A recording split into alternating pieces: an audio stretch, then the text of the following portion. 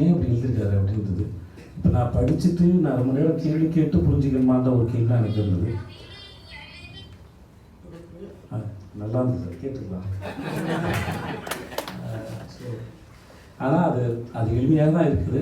நான் அது எளிமையாக பார்க்கலன்றது தெரிஞ்சது. எனக்கு அந்த உப்பு வியாபாரியோட அந்த ஒரு தெருவின் மௌனத்தை கழிச்சு அந்த உப்பு வியாபாரியோட கவிதை வந்து எனக்கு ரொம்ப பிடிச்சி. எனக்கு சின்ன வயசில் ஒரு தள்ளு வண்டியில் முதுகில் ஒரு பெரிய கட்டி வச்சுக்கிட்டு வெள்ளை பண்ணின்னு ஒரு புழுக்கில் கட்ட மூட்டை லுங்கியும் கட்டிக்கிட்டு ஒரு பெரிய மூட்டையில் உப்பு எடுத்துகிட்டு போய் எங்கள் ஊரில் நான் பார்த்துருக்கேன். அப்போது உப்பு வந்து 1 கிலோ வந்து ₹1.50 இருந்தது.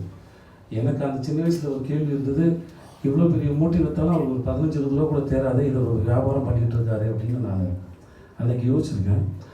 ஆனால் இவர் சார் சொன்ன மாதிரி எல்லாரும் வேலைக்கு போனதுக்கு அந்த தெருவே அமைதியாக இருக்கிற அந்த இடத்துல ஒரு உப்பு வியாபாரோட அந்த ஒரு வருகை வந்து அந்த தெருவை இப்படி கலைச்சதுன்னு அந்த விஷயம்